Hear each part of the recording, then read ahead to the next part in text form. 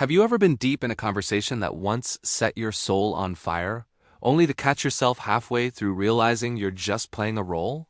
Your friend is spilling the latest chapter of their endless saga, the kind of story that would have had you leaning in, eyes wide, heart racing 6 months ago. But now you're smiling on cue, nodding at the right moments, while inside everything feels muffled, like you're listening through thick glass.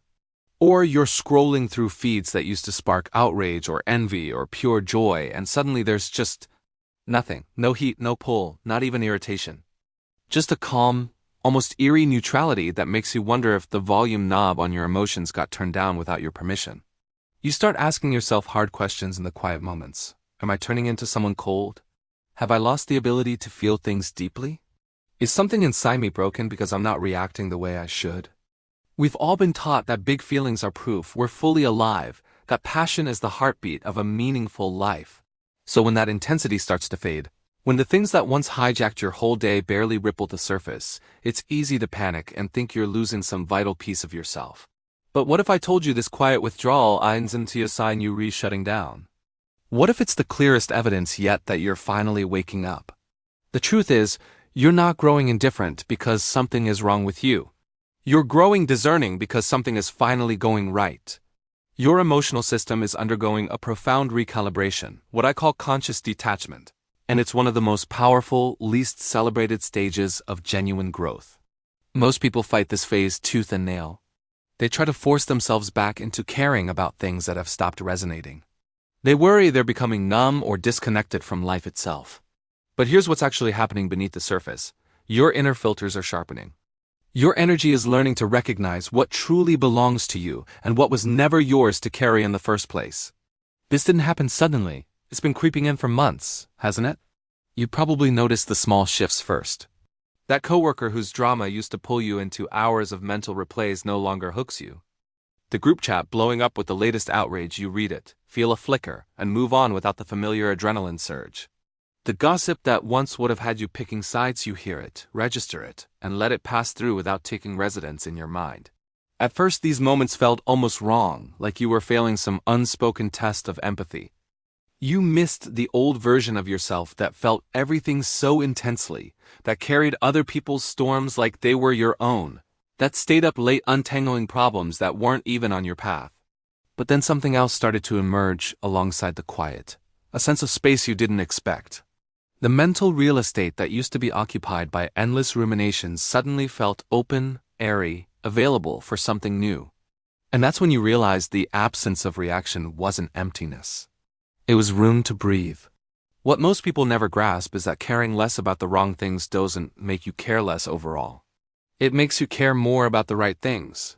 Your energy is not infinite, and for the first time in your life you're treating it like the sacred limited resource it truly is. You're not losing your depth of feeling. You're simply becoming intentional about where you dive deep. You're not turning heartless. You're becoming heart-smart.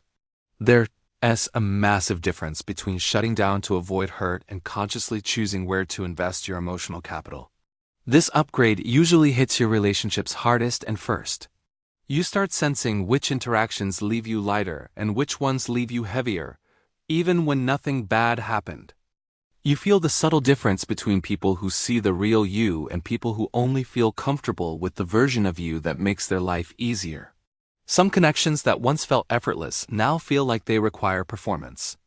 Not because anyone did anything wrong, but because you've changed the station you're broadcasting on, and not everyone has tuned into the new frequency. It's like you've spent years listening to music through cheap earbuds full of static, and suddenly someone handed you studio-quality headphones. The songs haven't changed, but you can finally hear all the distortion that was always there.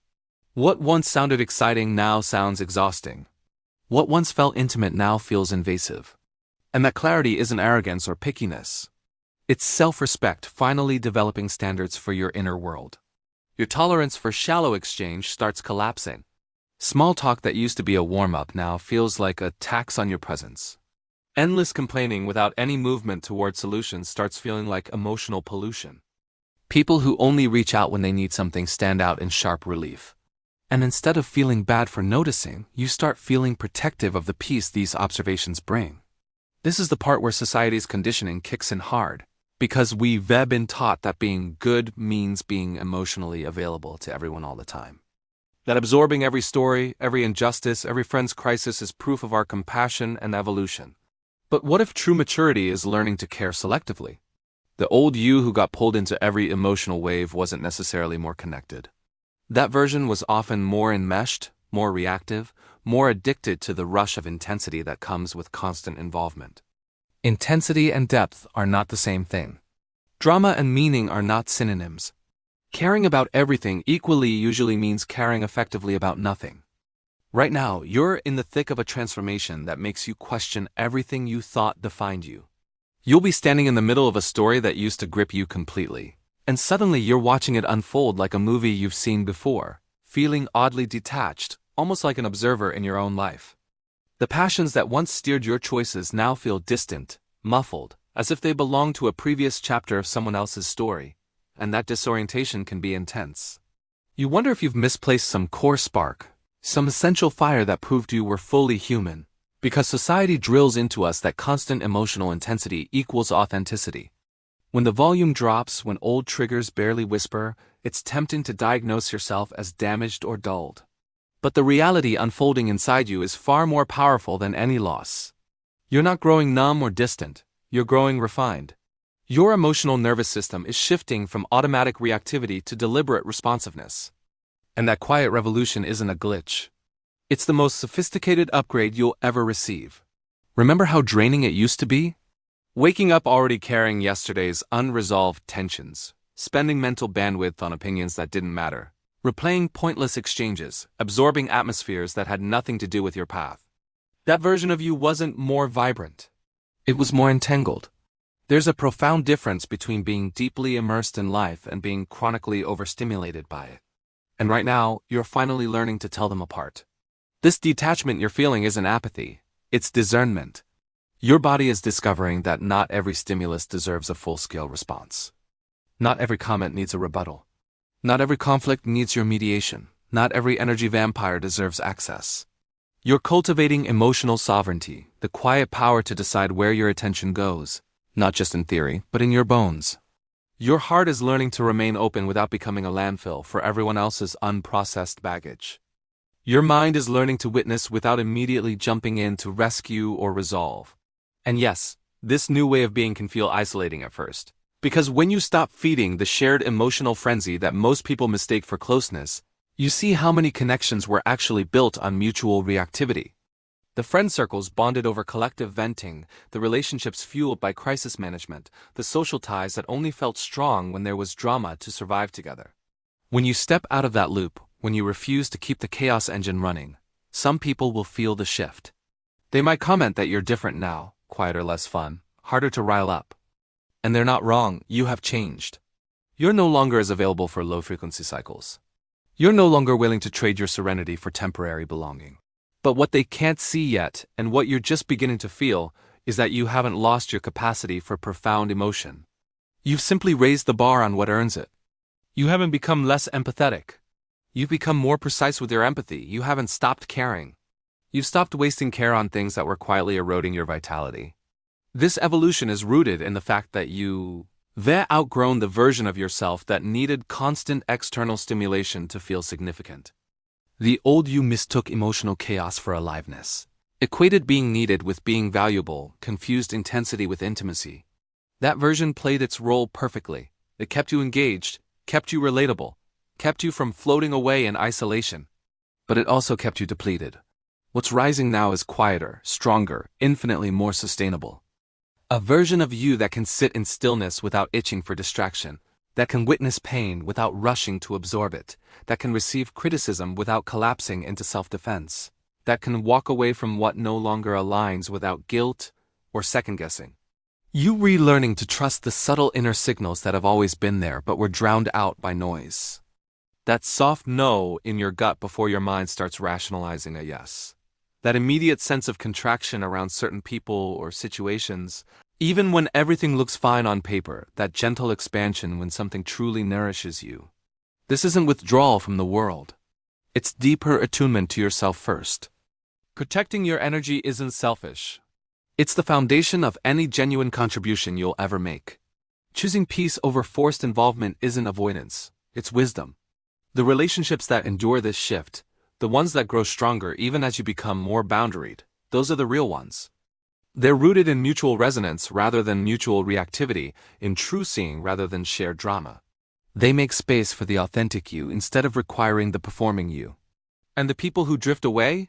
They weren't rejecting you. They were reacting to the fact that you no longer willing to dim yourself to fit the role they assigned you. Let them go without story.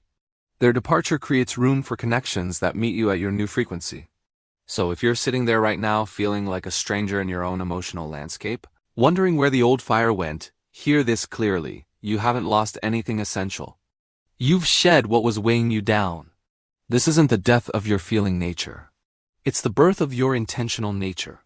The you that's emerging doesn't require turbulence to feel alive, doesn't need constant validation to feel worthy, doesn't confuse being overwhelmed with being profound. And that might feel unfamiliar, even unsettling, because it's so different from everything you've been taught to value. But unfamiliar doesn't mean wrong. It means growth. The old you who spread care like wildfire across everything in reach wasn't more compassionate. That version was just less filtered. The you who felt every ripple in the emotional ocean wasn't more sensitive. That version was just more porous. And the you who's emerging now, the one who pauses before diving in, who observes before absorbing, who protects peace like it's the most precious currency on earth. That isn't a diminished version. That is the version you've been evolving toward your entire life. You don't care the same way you used to because you've finally learned what is worthy of your care. And that isn't loss. That is sovereignty. Trust this quiet space you're inhabiting. Trust the way your body now signals contraction or expansion before your mind has time to argue. Trust that the relationships dissolving weren't failures. They were graduations. Trust that the silence where drama used to live isn't emptiness. It's fertile ground for something deeper to grow. What's meant for you at this new frequency will find you without you having to shout, perform, or exhaust yourself to be seen. The connections that remain will be rooted in mutual resonance rather than mutual rescue. The opportunities that arrive will align with your energy rather than demand you contort to fit them. The love that enters will meet you as you are, not as you used to pretend to be. This conscious detachment isn't the end of feeling deeply. It's the beginning of feeling accurately. You're not closing your heart. You're aiming it with precision. You're not withdrawing from life. You're engaging with it on terms that honor your wholeness. And yes, it will feel strange for a while, like wearing new skin that hasn't quite settled yet. People who benefited from your boundless availability might call you cold. Situations that thrived on your reactivity might label you distant, but their discomfort is not your compass. Your inner peace is, the fire hasn't gone out. It's simply burning cleaner now, hotter in fewer places, brighter where it truly matters. You're not broken for caring less about the noise. You're healed enough to hear your own signal clearly.